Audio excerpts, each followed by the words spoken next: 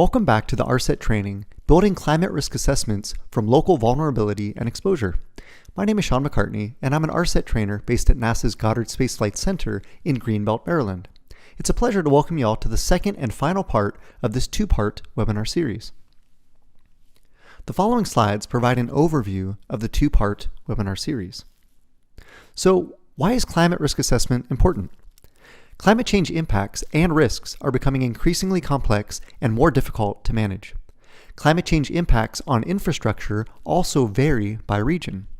By identifying at-risk assets and the type of climate conditions that drive problematic responses, stakeholders and scientists can co-develop risk information to suitably address those risks. By following the approaches described in this two-part training, participants will be able to recognize the dramatic contextual nature of climate risk assessments and adaptation planning, identify components of their own system that are vulnerable or exposed to climate risks, work with stakeholders to construct climate risk information that is useful for their decision-making processes, and use risk information to identify adaptation strategies for implementation. The prerequisites for this two-part training are the fundamentals of remote sensing, introduction to NASA resources for climate change applications, and selecting climate change projection sets for mitigation, adaptation, and risk management applications. Links to each of these trainings are provided, and we encourage you to go through them to familiarize yourselves with content related to this training. Over these 2 days, there will be two 1.5-hour sessions, which will include presentations and question and answer sessions. All materials and recordings from each session will be made available on the training webpage. Part 2 is focused on developing climate adaptation support for NASA centers. There will be one homework assignment which is already posted on the training page with a due date of October 5th. A certificate of completion will be awarded to those who attend all live sessions and complete the homework assignment before the given due date. The objectives for the second part of the webinar series are as follows. By the end of Part 2, participants will be able to identify how adaptation decision support theory is applied in practice and deepen familiarity with NASA resources and methodologies. Please place your questions in the questions box and we will address them in the order that we received at the end of the webinar. Feel free to enter your questions as we go. We will try to address all questions during the question and answer session after the webinar. The remainder of the questions will be answered in the Q&A doc, which will be posted to the training website about 1 week after the training. It is now my pleasure to reintroduce the guest trainers for today's webinar, Dr. Alex Ruane and Sanketa Kadam. Alex is a research physical scientist at the NASA Goddard Institute for Space Studies, where he is a co-director of the GISS Climate Impacts Group and an adjunct associate research scientist at Columbia University, Center for Climate Systems Research in New York City. Alex serves as a research coordinator and climate team leader for the Agricultural Model Intercomparison and Improvement Project, an international transdisciplinary project connecting climate science, crop modeling, and economic modeling to place regional agricultural impacts of climate change into their global economic context to assess uncertainties, vulnerability, and world food security both today and in the future.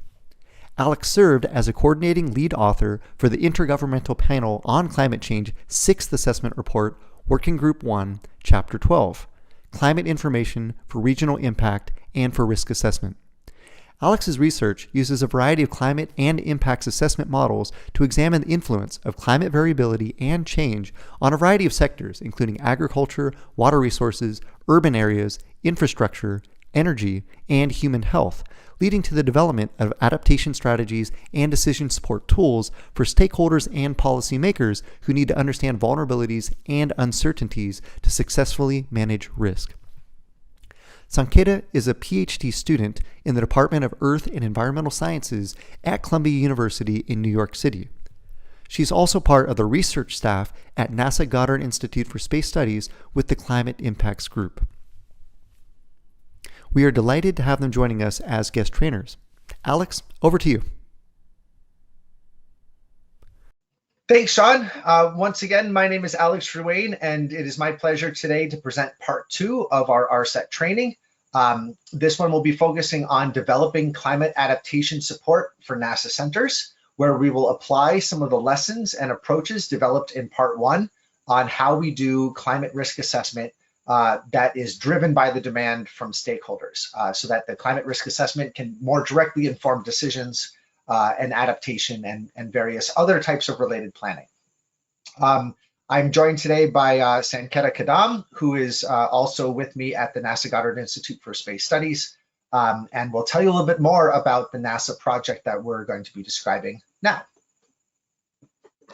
Thanks, Alex. So let's do a quick refresher to what the CASI initiative is all about. The Climate Adaptation Science Investigators Initiative spans the entire USA, covering about 14 centers and facilities. The program tackles the question of what climate threats to NASA facilities are and how we can prepare for future challenges.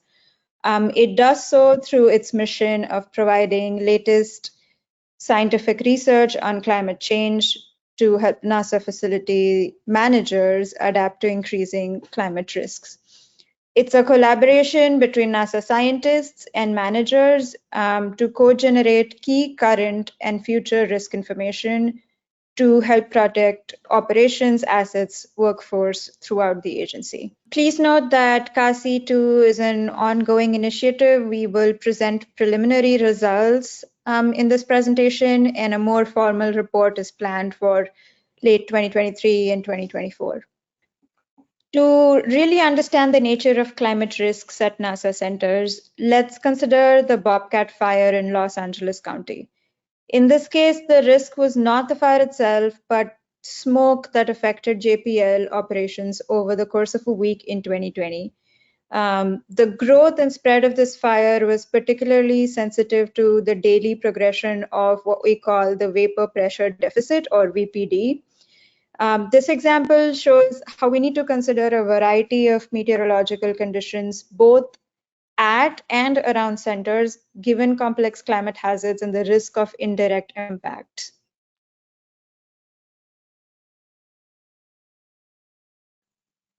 As a reminder of the climate risk assessment methodology that we use in part 1 of this ARSET training and that we apply in the CASI project, there are 5 different phases of our climate risk assessment that help us ensure that the climate information we use is driven by stakeholder demand and useful for stakeholder decisions.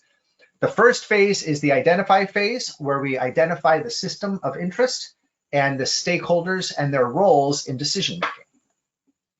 The develop phase helps us ensure that our climate information is sensitive to the specific context of the systems and the assets that are at risk, and helps us understand how we can place our climate into the specific setting of decision making. The evaluate phase looks at different components of risk, including hazard, exposure, and vulnerability, and brings that from a general set of climate information to specific climate factors that can be linked to specific risks. We then assess the magnitude and frequency and other components of impacts using a variety of diagnostics and models so that we can understand the growing concerns as well as uncertainties in the overall risk assessment. The final phase is to identify specific interventions, the scales at which interventions may be implemented, and then to monitor the overall set of implementations and to see how well they are progressing against their own design criteria and the climate changes that are occurring. For more on how this works in the CASI project, back to Sanketa. Thanks, Alex. So we'll be looking at the phase 1 or step 1 of our assessment, which is the identify phase. We will be relating theory to practical examples through the CASI initiative. Next slide. And we began doing that by mapping out and identifying stakeholders for CASI through a series of conversations with the Office of Strategic Infrastructure, or OSI, who are really our primary stakeholders. OSI manages the infrastructure at NASA where decisions are made at different time horizons. And as you can see, there are 3 divisions that really CASI interacts with under OSI. This is the Facilities Real Estate Division, the Logistics Management, and the Environmental Management Division. For example, through the decisions made by Facilities Real Estate Division, they could be both on short-term and long-term scale in terms of building restoration project versus scoping out new building development. CASI also responds directly to the executive order to ensure that federal agencies develop and implement climate adaptation plans. Our primary stakeholders are division directors managing these at both the headquarters level, but also master planners, energy managers, and environmental managers at different centers who work under these divisions. These managers connect headquarters allocations, priorities, and budgets to center operations. So looking at one division here of facilities and real estate, and under that we have the master planning division, which CASI has identified as the main entry point into connecting with other center managers and divisions. And this is because master planners work with operations like energy systems, stormwater systems, workforce, and real estate management, and deal with both immediate decision making and longer term decisions over about 20 to 50 years of span. CASI climate observations and products really feed into the climate action plan, center resilience, and agency resilience plans, which are both agency-wide and at the center level, that then identifies responses into the agency master plan, the agency capital investment program plan, and the center master plans. So NASA has partnered with National Renewable Energy Laboratory, or NREL, to conduct regular resilience assessments at centers and at an agency level. That includes vulnerability and exposure assessments. And CASI initiative connects to these ongoing assessments by providing climate expertise from our scientists to help build an overall NREL risk profile that includes earthquakes, technological accidents, and social unrest. NREL makes these risk reduction investment recommendations to the center, which covers the overall risk profile. We mentioned that CASI is a collaboration between scientists and managers. These scientists form the backbone of scientific assessment, ensuring that we have the most reliable and up-to-date information.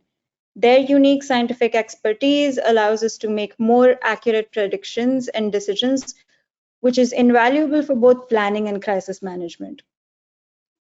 With established relationships with local leadership and workforce, these scientists are well positioned to communicate findings effectively and implement solutions promptly.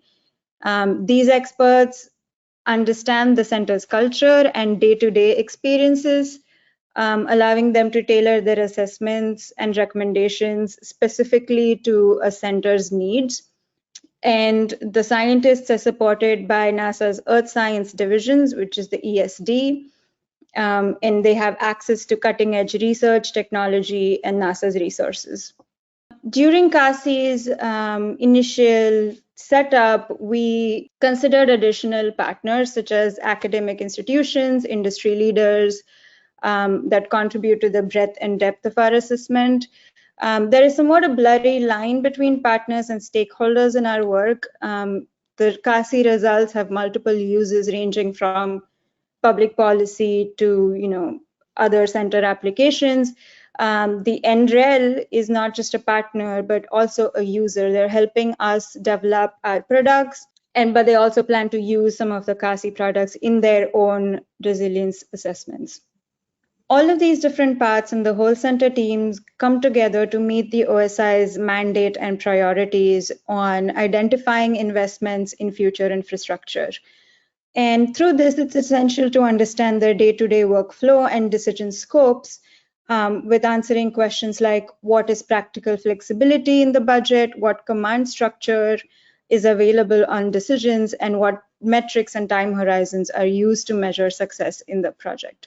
This really helped CASI determine the planning and development structure of the overall project. All of this fed into identifying the sector problem and system scale for CASI. At an agency level, the priorities and budget allocations are longer term, like scoping out new properties, new constructions, whereas at center scale, the challenges are cross-cutting between departments. Infrastructurally, these challenges within a center also have different spatial and temporal scales. Plus, different centers in different locations have diverse priorities. A building infrastructure project has a different temporal priorities versus an ecosystem rehabilitation project. So that was a step one or phase one of identify in the CASI initiative. The step two in our risk assessment is develop. Our goal in CASI is to develop context-specific analysis and products that are targeted and relevant to decision support. And one of the ways we achieve this is by combining bottom-up and top-down approaches in identifying challenges. We engage with the center managers to help organize center-to-center resilience, as well as NASA headquarters to help develop an agency-wide perspective to risk. Our focus has always been in developing an inclusive process of engagement. The science team members of CASI leverage their expertise to build local trust around the centers and provide valuable contextual insights. Similarly, the division heads help allocate resources. Master planners ensure the project objectives align with the overall organizational goals. The CASI leadership at GIS focuses on developing scientific protocols so that we maintain consistency throughout the centers and throughout our science team. And this helps creating a cohesive understanding when we synthesize findings across the centers. We also manage stakeholder relationships. The OSI leadership works with GIS leadership to ensure overarching organizational objectives are met of the agency. To foster continued and sustained collaboration, CASI developed a comprehensive communication plan, which includes timely meetings among the project science team to discuss project progress, challenges, next steps, and to manage relationships with stakeholders. Center by center communication meetings are scheduled on a monthly basis, where information is disseminated to keep all parties informed of updates and key decisions. The plan also emphasizes on a co-development of sustained engagement process by developing intermediate meetings between stakeholders and work group scientists that may require deeper discussions depending on the hazard they want to focus on. To facilitate seamless data sharing, CASI established clear protocols for data access with center managers and headquarters. Finally, the dissemination of findings and updates will be executed through a multi-channel approach, which is including reports, meetings, emails, etc. To create decision-relevant products, CASI developed several survey-like questions for stakeholders to understand the decision-making process. In this phase of develop, we really wanted to focus on usability of the information that we are producing. And so this is an example of some of the questions that we developed to ensure that we have effective communication with our stakeholders. The next phase of the project is the evaluate phase. And within CASI, we use this climatic impact driver framework to organize the way we approach climate risk information. Looking first at these top major types of climatic information or of climatic impact drivers, you'll see that we needed to represent different types of climate conditions and climate extremes. This is especially important because the situation and the context of each center calls for different types of information. The Western centers in particular expressed a need for information on drought and wildfires. Coastal centers had immediate need for information on sea level rise and coastal flooding. Launch facilities indicated a need for information on severe wind speeds. And there was a broad interest in heavy precipitation and pluvial flooding and extreme heat across all of the different centers. This motivated CASI to develop different work groups that focus on different parts of the climate change question. We developed a work group on sea level rise and coastal flooding, on extreme weather events, on fires and air quality, on energy, and on water budgets. Each of these took on different climatic impact drivers and identified different types of metrics that were useful for decision processes in each of these areas. As we're thinking about the type of climate information that was needed, we had to evaluate the climate projection needs. In general, we looked for information that was at fine resolution because we know that there are high resolution features, small spatial scales that are important at each center. And you must remember that the centers are very small compared to the typical climate model grid cell, which can be 20 or even 100 kilometers wide. We wanted information that was bias adjusted to ensure that the observed features are well represented below that larger grid scale. We wanted to use the latest climate model outputs from the 6th phase of the Coupled Model Intercomparison Project, CMIP6, to ensure that we are using the best and latest model outputs. We wanted to use multiple emission scenarios to give stakeholders a range of plausible futures that they could prepare for, recognizing that the policy pathways that we will take are beyond the scope of what CASI themselves can decide. We also wanted to use multiple climate models so that we can understand the larger messages that arise from multi-model means and other ensemble statistics, which have proven to be, in many cases, more useful than selecting a subset of, or a small subset of models. We have also wanted to distinguish that ensemble using some physical mechanisms to exclude hot models, so our projections do not have a hot bias. We're going to talk more about what that means, but the fundamental idea is we want to use our physical intuition and our understanding of strengths and weaknesses of the models to make sure that we are not including models that may bias our results. We are also interested in models that allow us, or in projection sets that allow us to access a high number of climate variables, because we have this breadth of climatic impact drivers and we need climate projection data for all types of climate change risks. After considering all of these different aspects and characteristics that we want in a climate projection set, we were drawn to the NASA Earth Exchange Global Daily Downscale Projections, or the NASA Next GDDP dataset. NASA Next GDDP offers 35 general circulation models or climate models from CMIP6, which is the latest iteration of climate models. You can see in the upper right the resolution of these types of simulations, and here we're looking at the year in which the local temperature change exceeds 2 degrees Celsius compared to the 1950 to 1979 period. Under a high emissions SSP 5-8.5 scenario. This gives you an idea of the coverage and the variables that we're interested in are largely present in the next data set. These include the minimum, maximum, and average daily surface temperatures, precipitation, relative humidity, specific humidity, downwelling, long wave and short wave radiation, and surface wind speed. Within the next ensemble of climate models, we selected a subset that was based on our physical understanding of the climate system's response to greenhouse gas forcing. A common metric for this is something called the equilibrium climate sensitivity, which is the steady state rise in surface temperature averaged across the whole globe following a doubling of the atmospheric carbon dioxide concentration from pre-industrial conditions. This ECS metric is well known in the physical climate community and gives you a fundamental idea of how fast the world warms to the greenhouse gas emissions that society is currently putting into the atmosphere.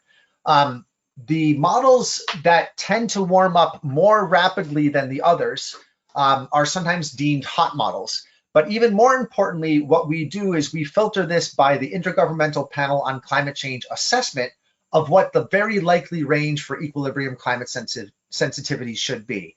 And that ranges between 2 and 5 degrees Celsius. This represents uncertainty in the physical climate system that is captured by this range across the climate models. But when there are models that have an equilibrium climate sensitivity above 5 degrees, or on the flip side, a few below 2 degrees, which warm up too slowly compared to observations and other constraints that we've seen in our observational system, these models are outside the assessed range of the IPCC, and we therefore are cautious of them in the CASI project. There's a second metric we also look at called the transient climate response, which is more about the non-equilibrium year-by-year progression of warming to a steady or a steadily increasing amount of greenhouse gases. You can see here defined as the warming rate when you have a 1% increase year over year in atmospheric CO2 concentrations. And what we see here is that the transient climate response was assessed by the IPCC to be between 1.2 and 2.4 degrees Celsius. So this gives us two metrics about the overall equilibrium change and the transient change in response to greenhouse gases.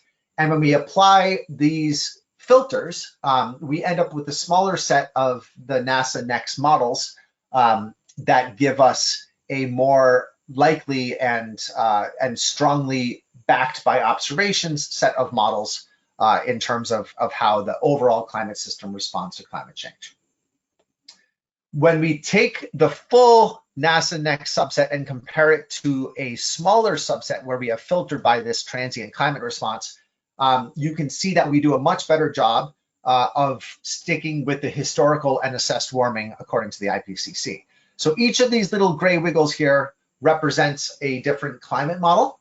And the blue line here is the historical warming and the assessed warming done by the IPCC through an assessment of a broad base of literature and observations. If we take all of the models without distinguishing between these models and the hot models, you would follow this black line as an ensemble average. But if we do a subset according to the IPCC range, we follow this light blue line, which sticks much more closely to the historical and assessed warming. So this gives us a strong impression that the models that we have selected are doing a good job of representing the current state of climate physics understanding in the community. In applying the NASA NEXT GDDP projections, we sample from different emission scenarios that represent different pathways of societal economic growth, technological use, land use, and other aspects that will determine the greenhouse gases and other exchanges related to the climate system over the coming century. The IPCC characterized scenarios as low, intermediate, and high, corresponding to the SSP 1-2.6, the SSP 2-4.5, and the SSP 3-7.0 scenarios. You can see these scenarios on the right side of the screen. Notice that we do not look at what the IPCC characterized as the very high scenario, which is the SSP 5-8.5, because that one is increasingly disconnected with the current trends in coal use and other aspects in society that have increasingly focused the climate science community on these other scenarios. For more information on these scenarios, you can see the previous ARSET training around selecting climate projection sets. Within CASI, we look at timescales from the 2020s out to 2100. Next GDDP allows us to get to a spatial scale of about 27 kilometers. And you can see in a few slides some other data sets that we are using to augment, including the NEXT LOCA data set and the Land Information System, which we will describe in future slides.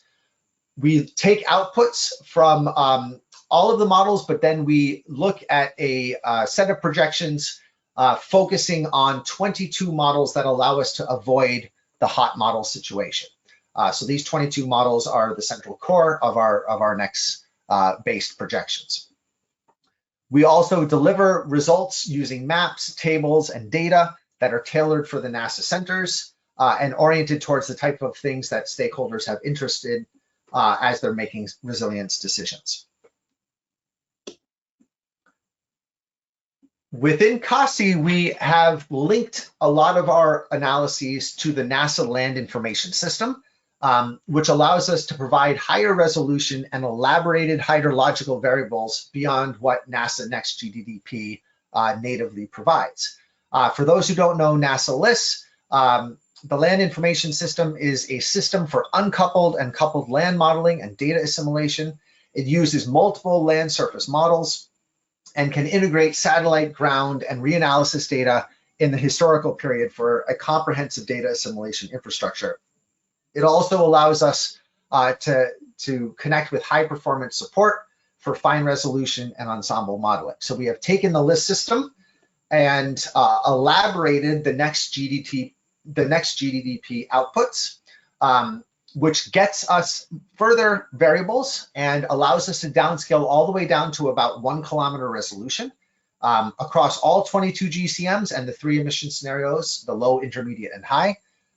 This gives us more information so we could augment our analyses of extreme events, especially at the land surface, and gives us access to more information around hydrological cycle and water budgets and balances at the centers.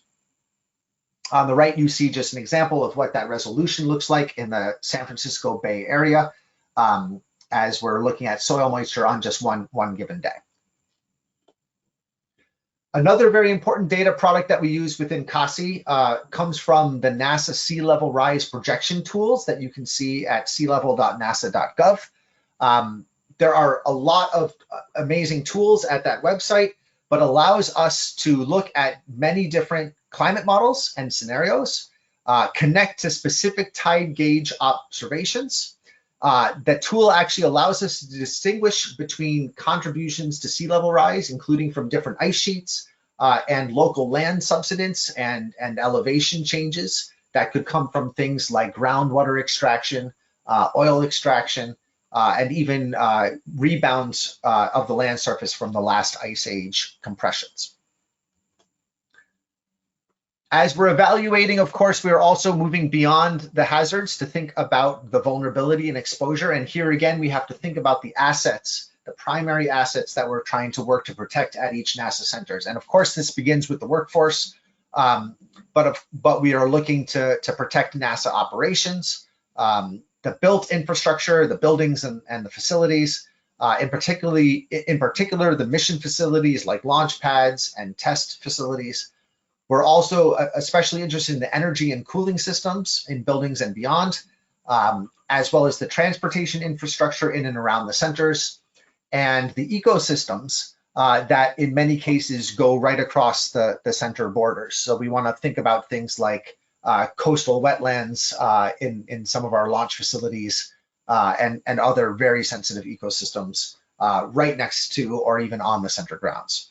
And we're also looking at water resources that have broader expense, but also larger environmental ramifications. One example that we put together for the CASI project is a breakdown of the risk components for specific launch sites. So here we have a breakdown of different types of hazards that we're looking at. We have different types of exposure at these launch sites, including things like the roads to the sites, the employees that are working there, various cables and the launch pads themselves. We also look at the vulnerabilities, including proximity and low-lying land near the coast and the various thermal tolerance of built infrastructure. And when you pull these things together, you get a better idea of the overall risk and the potential response risk as we consider various interventions. We have to recognize, of course, that some climate adaptation or mitigation efforts could have costs, could lead to delays in the missions, could have some impact in the ecosystems as relocations occur, or as coasts are hardened, for example, that can affect the ecosystems that are no longer exposed or no longer connected to the marine environments that they had before. As we move to the assess part of the CASI project, we are going to now focus more and more on the actual projections of changing climate hazards and their connections to risk and potential adaptations. Once again, it's worth reminding that these NASA centers are very complex areas in very complex terrain. There's usually multiple acute and chronic risks challenging each center. And there are different threat levels given the different unique contexts from place to place, and even within centers, you can have very unique contexts. So this is why we need each of the CASI work groups, and we need to track the information as it relates to each center. Before we get to specific extremes, it's worth reminding ourselves that some of the background large-scale patterns of warming can be very influential and very challenging for the centers themselves. Here's just a map of the overall annual temperature change going out to the 2050s compared to a recent past from 1980 to 2020, here in the intermediate scenario across the 22 next GCMs that we use. You can see that there's slightly different warming rates at each of the different centers. We can also look at the overall sets of temperature change at a given center and how it relates to the various projection scenarios. On the left here, you can see that the temperature increase at Ames is going up in all cases, but at different paces, depending on the scenarios that are there. We also can see that the precipitation change is a much murkier picture. Different models and different scenarios have much more variance, much more variability. The trend is small compared to the overall variance, at least at this site. And we have to recognize that you get stronger pictures for some climatic impact drivers, for some hazards than for others. When we think about assessment of extreme weather, we can start with something like heat index and look at the Langley Research Center as a test case. Here we are looking at a heat index, which is a combination of extreme heat and humidity, which compound together to have substantial effects on outdoor workers, whether they're working on a launch pad or taking care of the grounds, or even waiting for a bus or a shuttle to get around campus. The ensemble mean projections from Langley indicate that more than 70 days per year will have a heat index that is classified as dangerous at Langley by the end of the century under the high emission scenario. So this is a substantial part of the season that is going to be seeing these high heat index events as we move further out down the century. And you can see here some measure of uncertainty because the climate models themselves have some disagreement related to local dynamics and the overall climate sensitivity of each model. Even under this low scenario, the SSP 1.2.6, there is still a dramatic increase in the number of extreme events that might come into play for Langley. When we're looking at examples from our CASI Energy Working Group, one of the things that they focused on was a set of building code zones related to the American Society of Heating, Refrigerating, and Air Conditioning Engineers, or ARSET. These zones were developed to describe the fundamental climate conditions for buildings with great implications for their energy use. In particular, there is a big interest in cooling degree days and heating degree days, as well as the annual precipitation and the average daily temperature. So these zones have different numbers that are represented here. And in general, lower numbers are warmer climates. By the calculations of the CASI Energy Working Group, the current ASHRAE climate zone for JPL, the Jet Propulsion Laboratory in California, is number 3, and under climate change, it will shift to number 2. That might seem like just a single number change, but for the ASHRAE standards, this requires or implies a strong motivation to shift a huge amount of building operations, and the construction of new buildings would have to recognize this climatic shift as thinking about walls and insulation and energy usage overall. It also affects lighting and the ventilation and air conditioning systems. Another type of energy analysis that we conducted at each center is illustrated here for the Goddard Space Flight Center in Maryland. On the left, you'll see the monthly change in the average number of cooling degree days, which is a measure of how much air conditioning might be needed. And on the right, you'll see a monthly change in the number of heating degree days, which is a measure of how much heating might be needed by an HVAC system. We present this under 3 different emission scenarios, with purple being the low emission scenario, so cooler or less warming, and the orange being the SSP 370, which is the high emission scenario with more warming. And as you can see, especially in that orange high emission scenario, there is a dramatic increase in the number of cooling degree days, especially in the summer months. That is much larger even than the changes that you see in the heating degree days over the course of the year.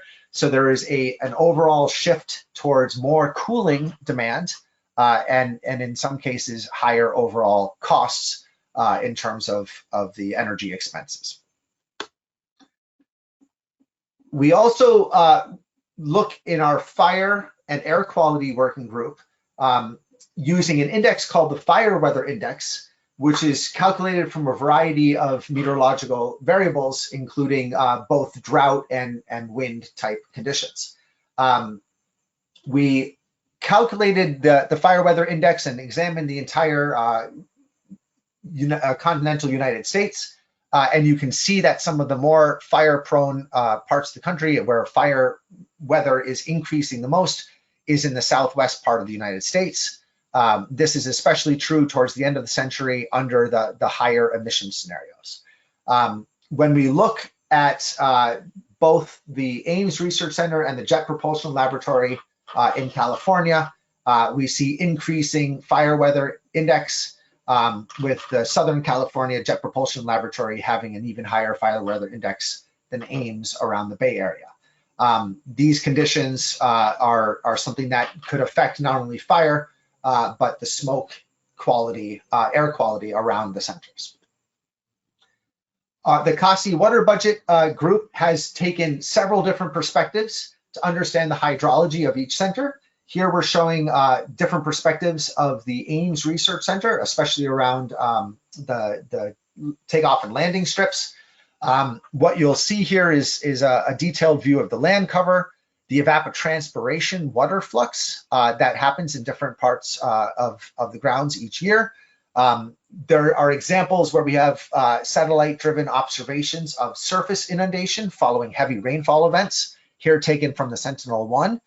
And then we have strong classification of land and impervious cover classes for each part of the center to understand runoff, which allows us to model different types of water runoff around Moffett Field at Ames. So these different perspectives give us an idea of the overall energy and water interactions at different surfaces around the whole campus, the potential of flooding, both directly and as water runs off from key infrastructure.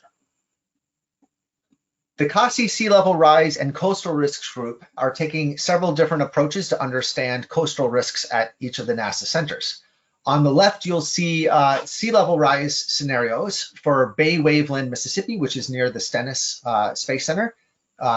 And what you'll see here are different scenarios that are used throughout the US planning assessment that are developed by NOAA.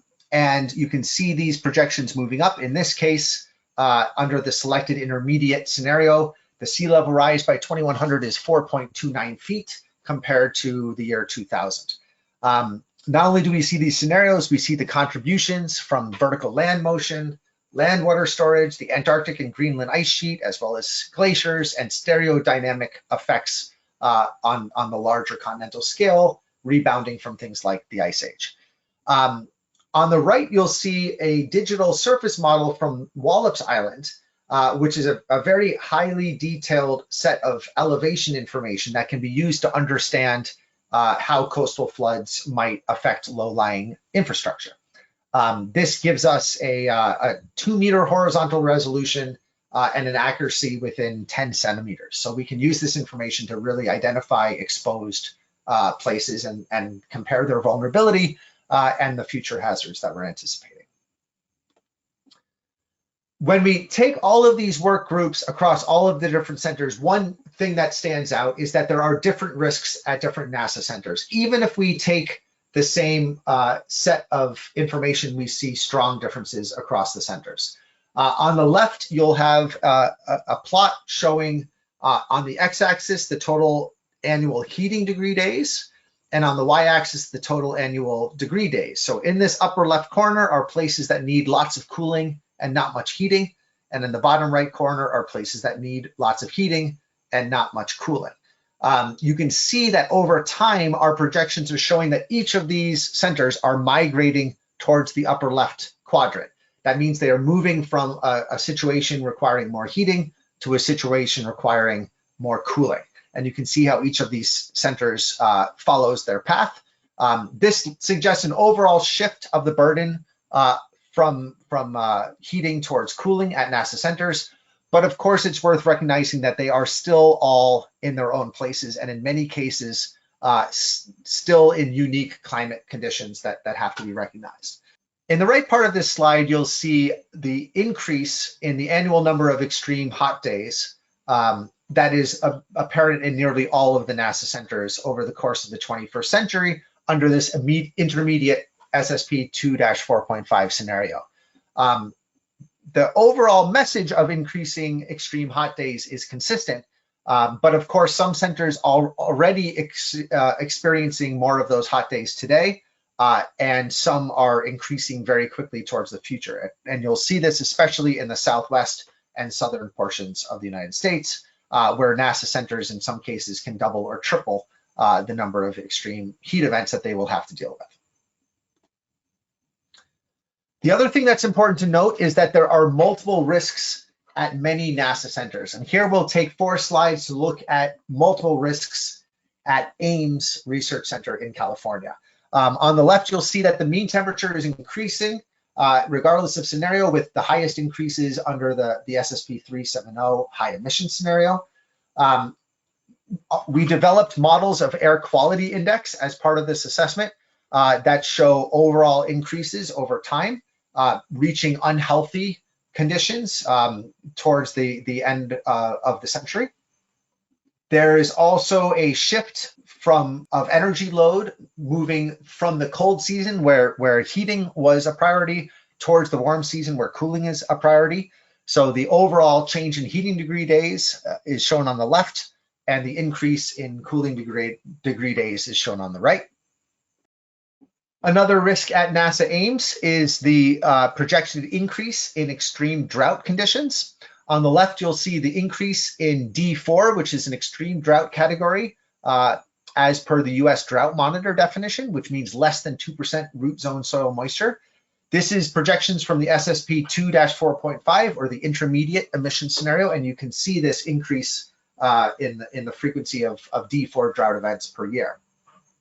We know that this is not just a water condition, it also relates to the thermodynamics, and this type of increase in drought is apparent even in some places where the precipitation and overall amount of water supply doesn't change so much, because as the mean temperature increases, there is a higher demand for evaporation and evapotranspiration, which can reduce the amount of available water in the soil, as you see in D4 increases on the left.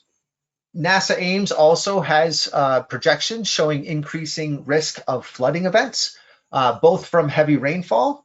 For example, on the left, you'll see some observations of how heavy rainfall has affected the facility in the past.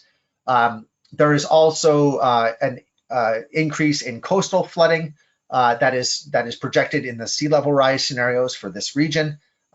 And in particular, not only is the sea level going up, but you'll see a dramatic increase in the projected flooding days. In many cases, the episodic flooding events have a different pattern, and in many cases, a more nonlinear response than the sea level rise, the average sea level rise itself. And of course, that comes from flooding, from coastal flooding, including not only the mean sea level, but also the coastal surge, the waves, the run-up, and other conditions that can come along with a storm. Within CASI, we also have to emphasize that the emission scenario really matters.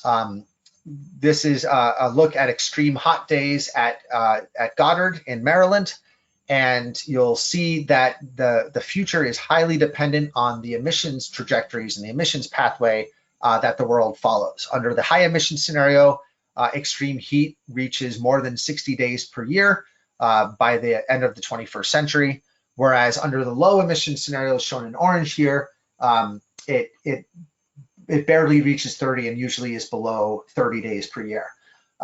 This type of difference is owing to decisions that are made far beyond the center gate. So it's important to recognize that while NASA has a role to play in the overall mitigation challenge, mitigation beyond the center gate is still critical to addressing adaptation challenges. If we can reduce the overall level of hazard, meeting those adaptation needs will be easier. All right, for the implement and monitor, I'm going to turn back to Sanketa to describe how we did this within the CASI project. Thanks, Alex. It's important to remember that CASI 2 is an ongoing initiative with continued conversations with our stakeholders.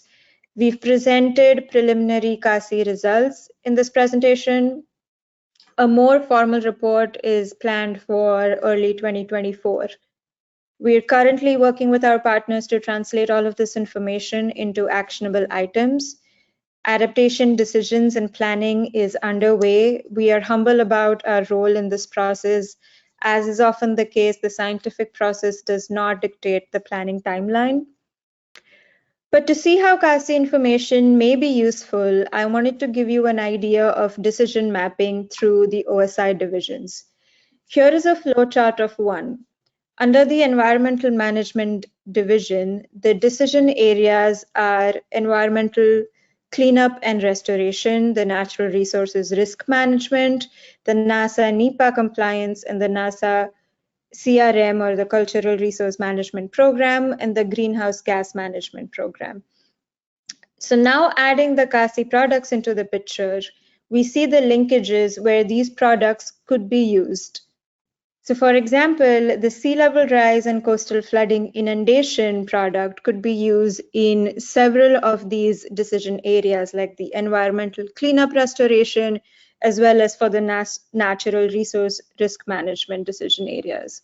The important thing to remember is that one or a combination of products has linkages to more than one decision areas, as we saw, and each decision area benefits from more than one CASI scientific product. To address acute climate risks effectively, it's crucial to identify both reactive and proactive interventions tailored to specific vulnerabilities. In our planning, we recognize that success can be measured on multiple time horizons, from immediate relief to long-term resilience building. When evaluating interventions, we scope out their feasibility according to various factors such as cost, technical capabilities, the lifespan of the intervention, etc. So the personnel requirement is also a key consideration. It is essential to align interventions with existing rehabilitation cycles to maximize efficiency. Connecting to existing climate action plans or resilience plans or sustainability plans at the centers as well as at the agency has been an ongoing effort. Our findings are delivered through a variety of communication products like the annual reports to inform stakeholders about our progress and challenges. We are also working to find entry points into existing documentation like the NASA design standards that are used agency-wide. Adaptations are not general, but they are targeted and synergistic. CASI is now working on creating synergies and co-benefits between adaptation, mitigation, and other center priorities.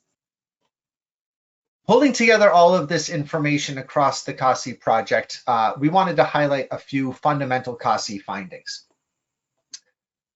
There are growing climate risks identified by each of the CASI working groups. The sea level rise and coastal flooding group has shown that sea level rise is strongly dependent on the emission scenario, with currently rare coastal flooding becoming increasingly normal as the century progresses. CASI's extreme climate events group has shown that there is an increase in the heat humidity events, heavy rainfall, drought, and extreme storms across many of the NASA centers. The CASI Fires and Air Quality Working Group has shown that there is a rising risk for wildfire and smoke impacts, particularly for the Western centers. The CASI Energy Working Group has shown that there is a decrease in seasonal heating and an increase in seasonal cooling loads. There is also a shift in the climate zones associated with building energy standards, the ARSET categories. The CASI Water Budget Group has shown that there is an increase in evaporative demand at all centers, even in some regions with increased rainfall. There is also an increased drought in many Western centers. When we examine CASI findings from an agency and center perspective, we note examples of growing climate risks across all centers. All centers are projected to experience increases in extreme heat with shifts from heating towards air conditioning expenses. Langley is projected to shift from the ARSET Climate Zone 3 to ARSET Climate Zone 2 in the 2060s under the high emission scenario. The Ames Research Center is projected to experience large increases in the frequency of moderate to unhealthy air quality conditions from fires after the late 2070s under the high emission scenario. The Goddard Space Flight Center is projected to experience a 38% increase in extreme inland flood days per year by 2100 under the intermediate scenario. Wallop's projections indicate that chronic flooding, here representing at least 50 days per year, becomes likely on an annual basis beginning in 2038 under NOAA's intermediate sea level rise scenario. Kennedy projections indicate that it is likely to see an increase in chronic coastal flooding beginning in the 2040s and has a 98% chance of at least 20 flooding days in a year by 2030. Johnson is projected to experience an increase in cooling degree days by at least 5% under the low emission scenario, by 9% under the intermediate emission scenario, and by 14% under the high emission scenario. As a whole, CASI is helping to provide targeted information to support climate decisions. CASI data and products are helping agency and center master planners incorporate climate risk information into ongoing planning processes.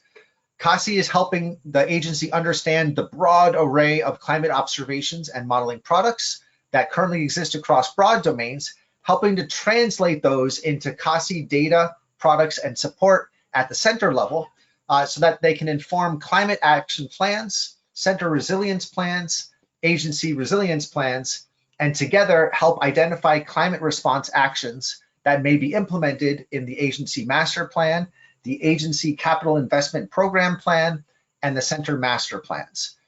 This process is, of course, being conducted with coordination between the agency and center master planners to facilitate the connections. And the whole thing is part of an iterative process by which the demand from the implementation side is driving the shape of CASI products and ongoing research.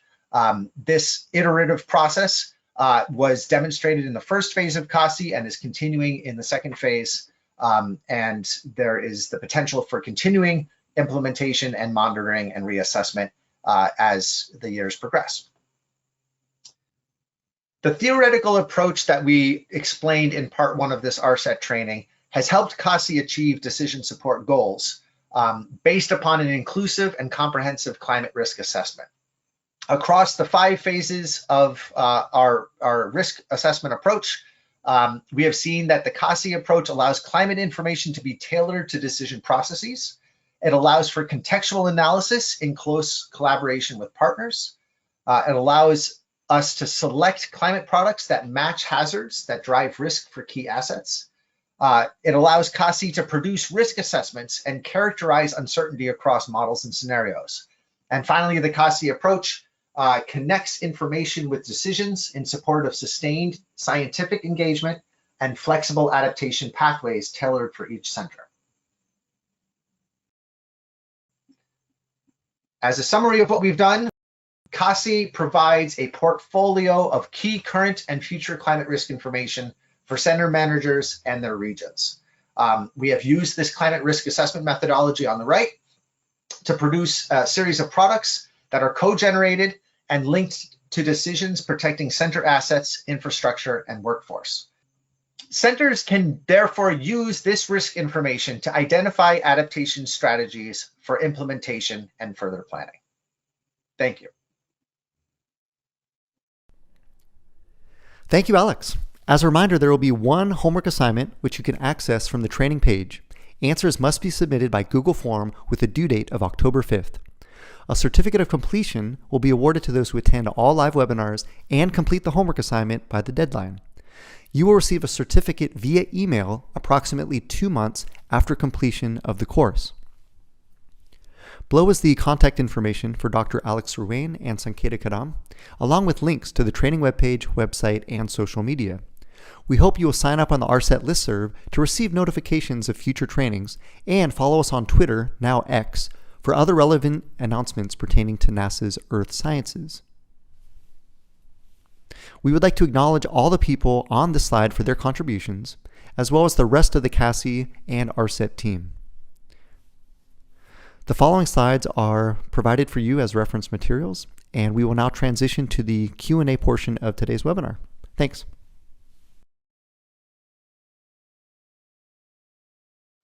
Excellent. And so far, we've gotten a lot of terrific questions. So again, if you have one, please do put it. It's not too late to add it to the question box, and we will get to them in the order that they were received. So jumping right into it, question number 1.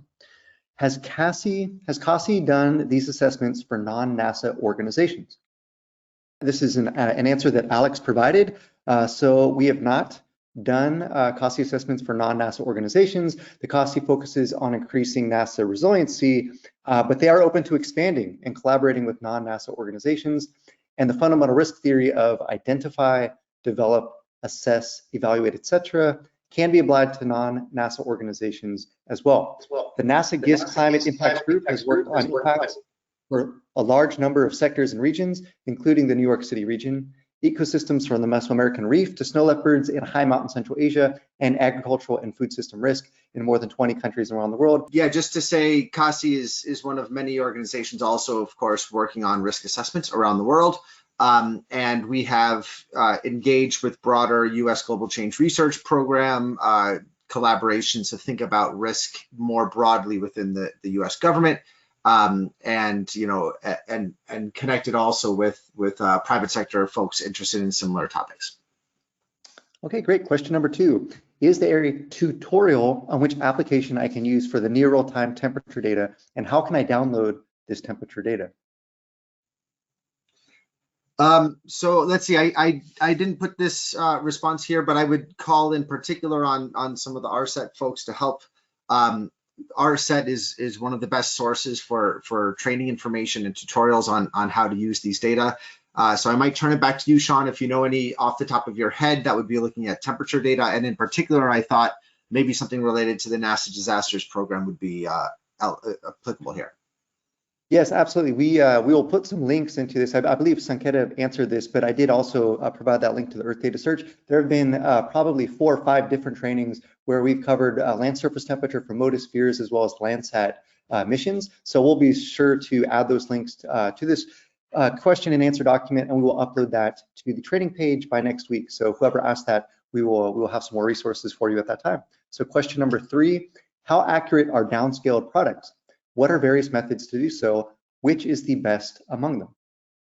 So here we recommend watching the recording from last year's ARSET training on selecting climate projection sets for your particular application.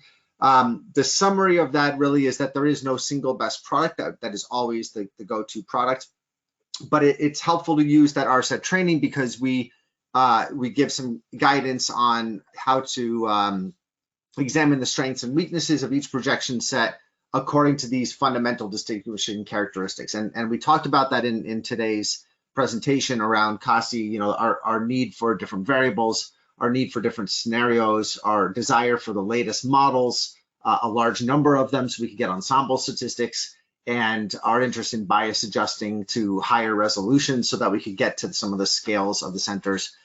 These are the application of sets of guidance that we talked about in that last approach.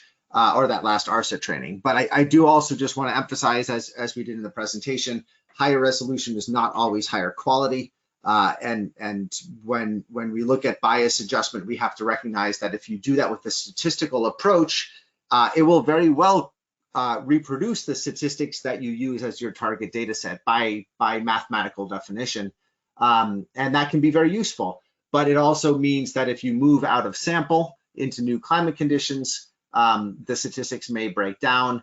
And there could also be challenges when there are physical mechanisms by which those small scale patterns can change.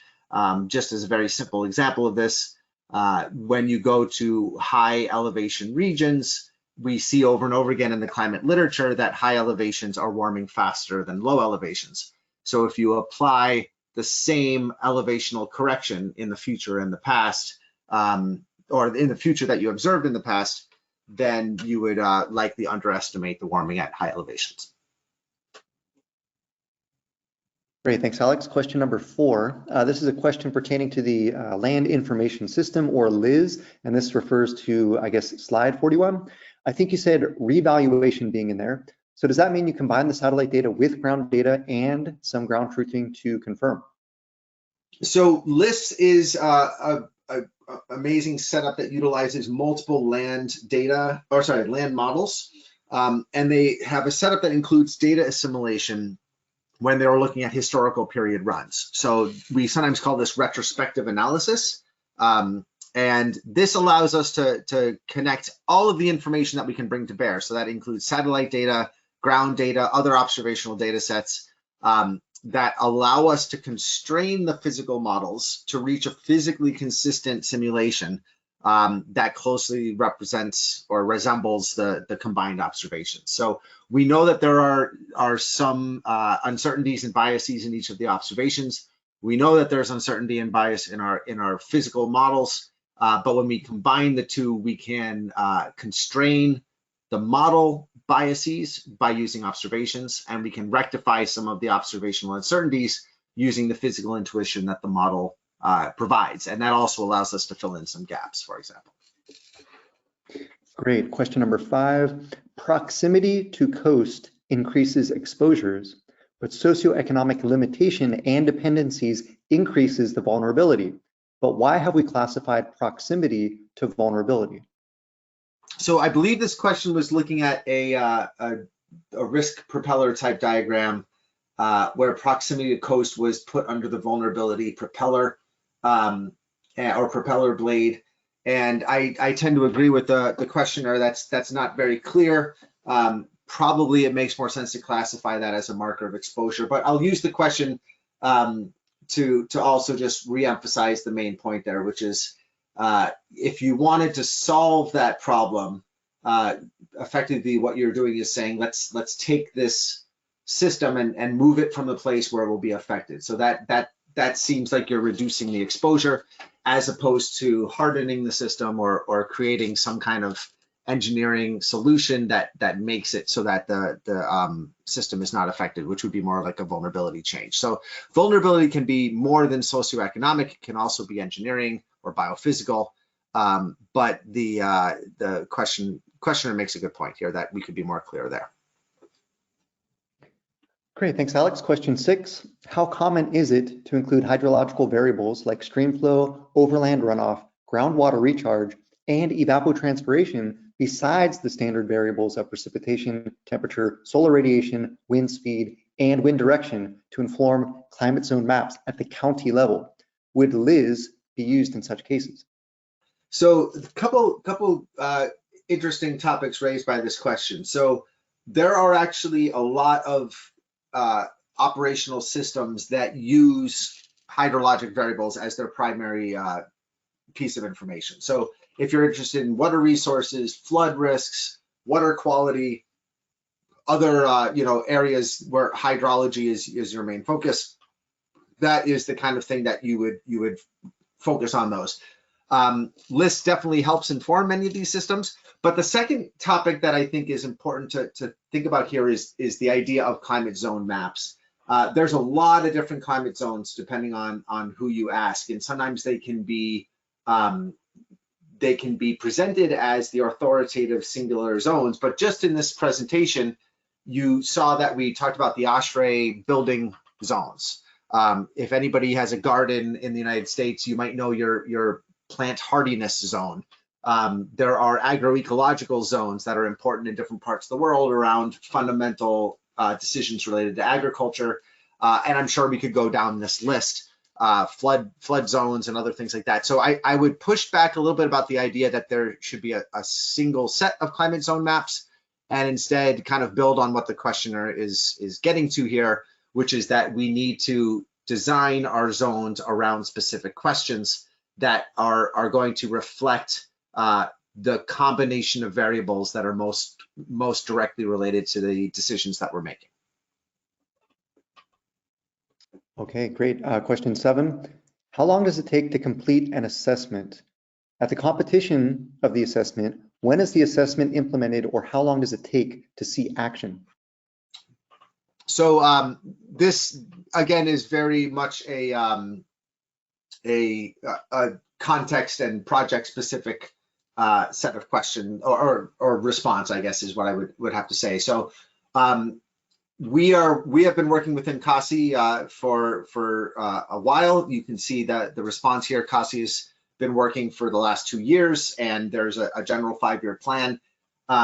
If you recall, the last step is to implement and monitor. So we don't like to declare the project over when the climate is continuing to change. So there is a continuous need, and in that sense, it's hard to define a true timescale. The assessment itself, has a scientific set of activities that are undertaken. Many of the people working in CASI are working also on other projects. This is not a full-time job for each of us, so that also affects the timeline. Now, in terms of the implementation, as we mentioned at the end of the presentation today, we are providing scientific information into the master planning process, but we know that there is a lot of other pieces of information and competing motivations coming into this process. And we also know that the master planning process has its own time horizons and budgetary constraints that are connected to the financial side, but also the political side and other things, in terms of budget allocations from Congress and other things like that. So we can provide the information in, but the rate at which it is implemented gets far beyond the scientists' purview. And this is some of what we're seeing now. The information is clearly being used, and it is formally recognized as a key input to the master planning process. But the implementations are following the investment in rehabilitation and improvement cycles that are already ongoing. Great. Question 8. Where can we get Python source code to make similar visualizations, for example, charts, anomalies, anomaly maps, etc.? Sanketa, if you're available to answer this question, I might turn this towards you. I was going to say that there's a lot of available Jupyter notebooks online that you can definitely look into, and there's other ARSET trainings that I might refer to Sean for, but I've given an example here. So Goddard has a Jupyter notebook for assessing fire risk, for example. So yeah, those were just some examples there. Thanks. So we haven't, I don't think we've created like a public facing CASI scripts database yet. No, we have not yet. If there's interest in that, that's a further conversation. But for the most part, the types of plots we're making are utilizing fairly standard Python scripts and routines. So the types of plots that we're making, you can find examples of in the types of archives that Sanketa just mentioned. Terrific. Question 9. The vertical land motion looks to be the most significant contributor to rising sea levels. Can you explain more about what vertical land motion is? All right. So I would quibble with the idea that it is the most significant contributor to rising sea levels. It depends where you are, and it also depends on which time scale you're looking. So there are places that have seen substantial resource extraction, water resources, oil resources, gas resources, where the land motion is certainly substantial. That includes some of the NASA facilities in the U.S. Gulf Coast region, for example. Another aspect, and maybe I should say that generally tends to cause the land to sink faster when you remove those underground resources.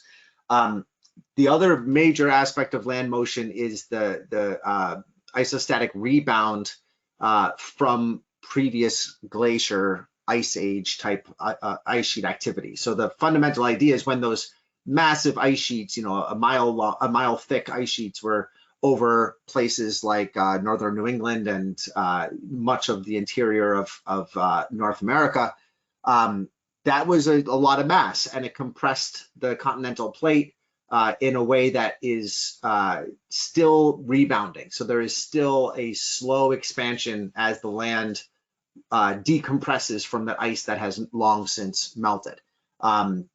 That rebound leads to a small amount of land motion, but because those ice sheets were largely in the northern parts of the continent, you also get a tipping plate type response, where the uplift at the northern parts of the continent as that plate kind of rebounds is leading to some parts in the southern part of the continent where it's actually tipping the plate downwards. So I don't know how to say this without waving my arms frantically, but the basic idea is if you have a plate that was pushed down in one place and it comes up, you're going to get the rebound on the other side of the plate as well.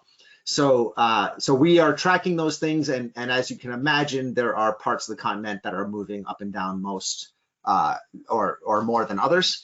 But in terms of the long-term aspect here, it really is the climate change influences on ice sheet melting, in particular in Greenland and Antarctica, where the most freshwater ice is kind of able to affect the system. We're seeing this very strongly across the world with IPCC measurements, or measurements, I should say, assessed by the IPCC. Glaciers all around the world are receding, and the ice sheets are destabilizing quite rapidly in many cases. Great. Question 10. I know NOAA also does a lot of work related to sea level rise. For example, NOAA has an coastal inundation dashboard, and they provided that for us. How do you interact with NOAA for sea level rise issues in terms of synchronizing the assessment? So Sanketa, it looks like you've started the answer here. Maybe you can give that response and I'll add. Yeah, the web tool that we've created for CASI, Center-Specific Sea Level Rise and Coastal Flooding data, is developed by the same people that have worked on the NOAA Interagency report that came out last year, the new one. So all of the information on the web tool and the data comes really from the same scientific assessment that goes into the NOAA website and reports as well. And just to add to that, so sometimes you'll see this as the NASA sea level rise tool, but the scenarios are often the NOAA scenario. So there's close collaboration across those groups. Great. Question 11. How do you include cyclones and the intensification of cyclones in the analysis? So we have presented here some of these preliminary results. Our work groups include analysis of extreme storms. And that includes high winds and heavy rainfall. We know, for example, that the Johnson Center in Houston had substantial impacts from Hurricane Harvey. We know that coastal surge is a big concern on the East Coast and Gulf Coast facilities. So we are tracking those things. In general, climate information for tropical cyclones, including hurricanes around our part of the world, show a significant increase in the number of hurricanes that reach the most extreme categories, and show an intensification of the rainfall that does occur when the storms occur. The question around the frequency of those hurricanes and their tracks and the speed of propagation are all being investigated further within the scientific literature, but the messages are not nearly as clear. But this type of information is certainly being considered as CASI goes forward. Great. Question 12. For climate adaptation, we need monitoring, evaluation, and learning. What methodological approaches do you recommend using at a national level? As it is at a national level, we are struggling to actually capture the impacts of implementation adaptation actions. We are working with a methodology that aggregates metrics in efficiency areas, but what do you recommend to capture progress that gathers local information and escalates it to a national level? It sounds to me like we need a deeper conversation with this questioner. So that sounds like they're doing some interesting work I'd love to learn more about. But the fundamental idea here is we are in a unique setting within NASA that NASA has these facilities all around the country. So inside the agency, they have the ability to think about this on a national scale and on a center scale. And one of the goals behind CASI is to merge some of these efforts. So rather than each center being left to their own scientific assessment and planning strategies, by coordinating and collaborating, we are likely to have a better set of science and a more a smoother process to share best practices and findings. So similar things could be done in other places, but we you know, as I think the questioner is getting towards, there is more opportunity to track these projects, to link projects, and to learn from all of these projects, and also to understand the difference in scale. There are adaptations done from a personal level to a household or a community level, across urban and rural landscapes, and you know, even on like full city-wide levels. You know, a place like New York City is one of the biggest, you know, decision centers around in terms of the mayor being able to control or being able to influence so many assets and so many people and all of those things across a broad region. So tracking these adaptations around the country, I would agree, is a very interesting and important topic. I do think that there have been some efforts to promote or to facilitate or enable climate actions, both for adaptation and mitigation. And those are already leading to new initiatives and things like the Inflation Reduction Act, which included many climate activities.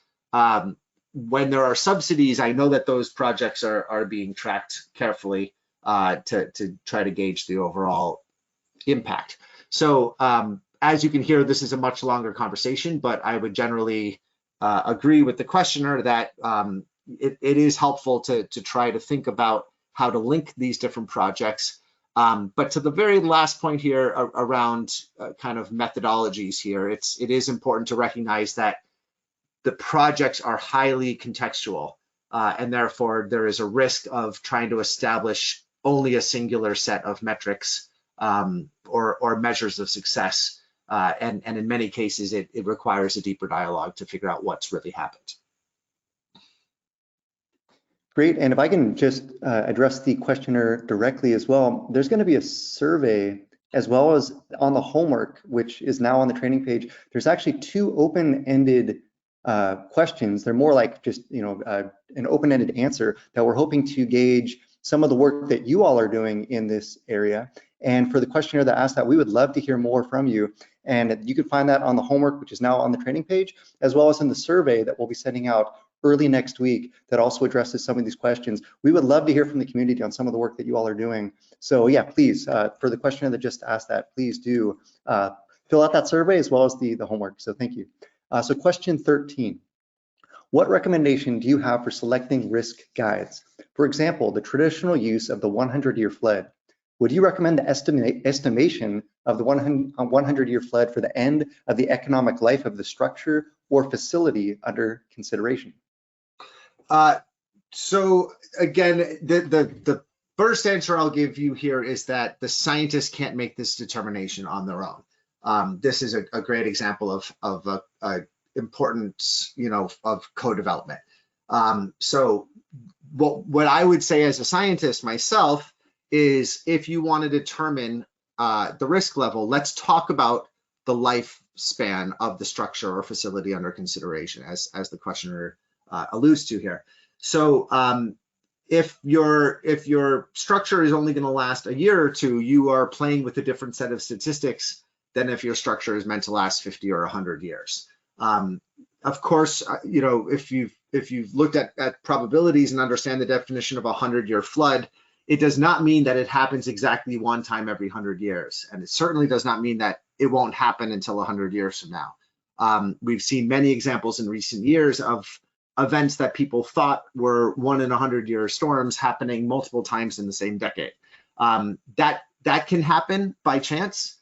It can also happen more frequently when the statistics themselves have changed.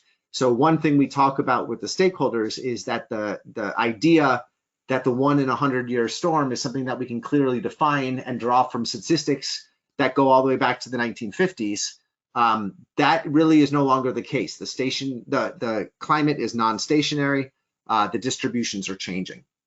So we would want to ask questions, effectively saying, you know, rather than the 1 in 100-year flood, let's ask, you know, how much can that river rise before you run into problems? And if we look at the old statistics and say, well, that river level is associated with what used to be called a 1 in 100-year flood, well, that might lend itself to us looking at that return period.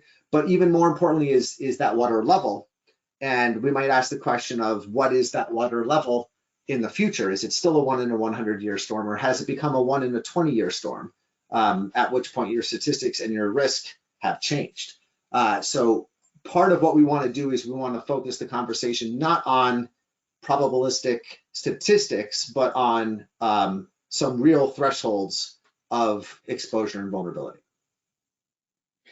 Okay, great. Question 14. How much does it cost to produce the full CASI project and deliverables? Does this include a comprehensive risk assessment report to the NASA facility managers? I certainly don't have an answer off the top of my head on the overall cost of the project. What I will say is it involves a small amount of time for representatives at many different centers. And that is, you know, you could break that up into budgets per center and get an idea of what that looks like. But again, I don't have the numbers off the top of my head.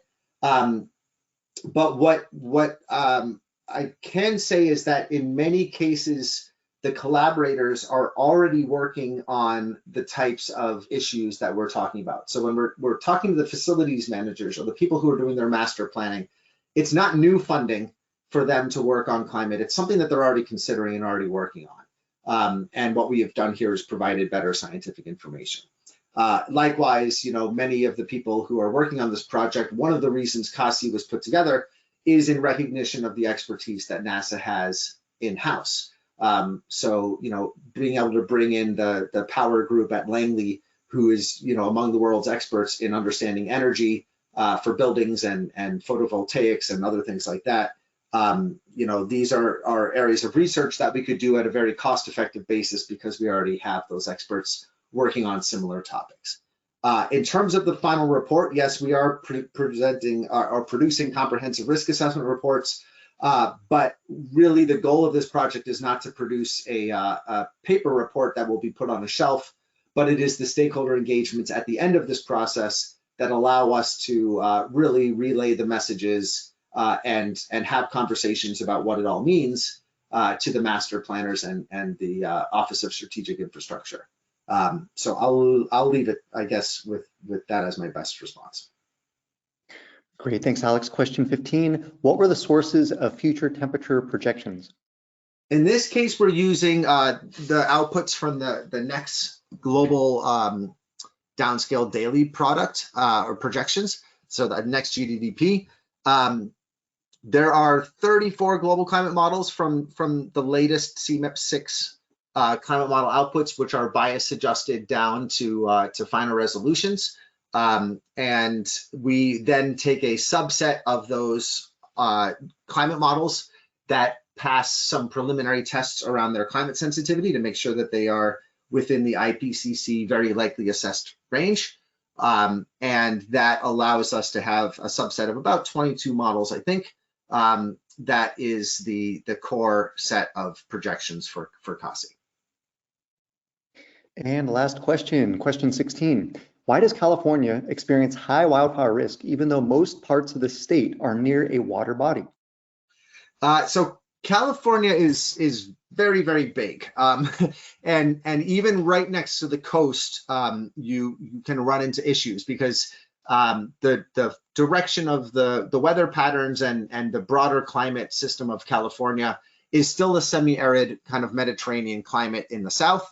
And in the northern parts, even in places that are not directly semi-arid, you have big mountains that can get the moisture out of the air, and you have deserts and semi-arid regions, depending on those mountain shadows and other things that can happen. So the bottom line is California is a semi-arid climate, and even with the ocean nearby, there is still huge. It would be hugely expensive to pipe ocean water into all of the places where there is currently high fire risk.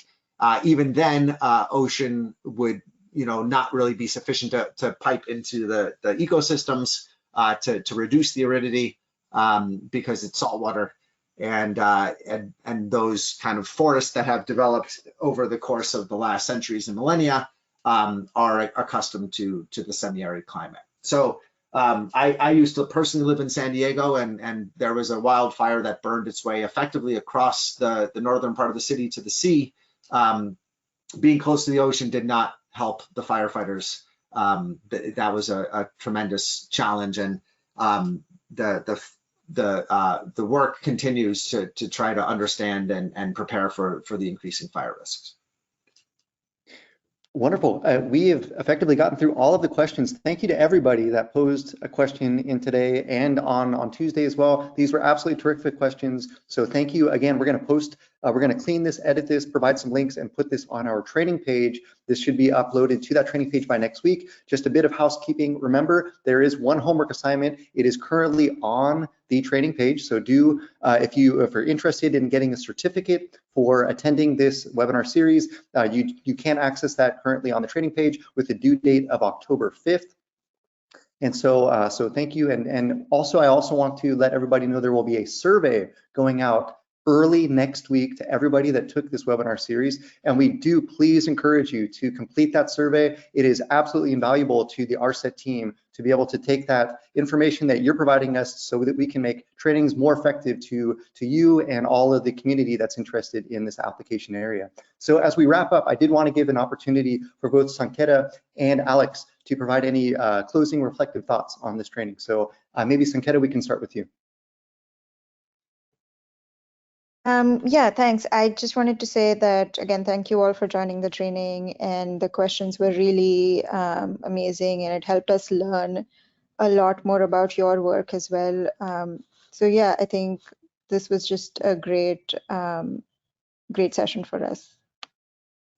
Yeah, and I wanted to add, first of all, I see there's still about 250 people watch this presentation and the question session. So we really appreciate the interest.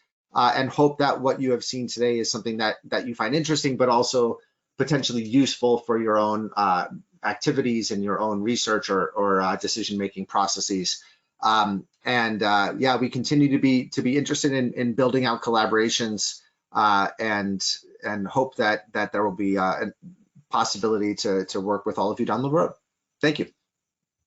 Great, and we especially want to thank Dr. Alex Ruane, as well as Sanketa Kadam and Nick Palacio, all from the Goddard Institute for Space Studies. Thank you so much for leading this training, and we also want to thank all the participants that attended over both parts of this training. Thank you so much. We do hope that you'll submit the homework as well as the survey so that we can get that back. And I also want to acknowledge all of the ARSET team. That's Dr. Amita Mekta, Brock Blevins, Dr. Melanie Follett-Cook, Natasha Johnson-Griffin, and Selwyn Hudson-Odoi, and Sue Monty. So thank you to the ARSET team, and we look forward to seeing you at a future ARSET training. Thanks.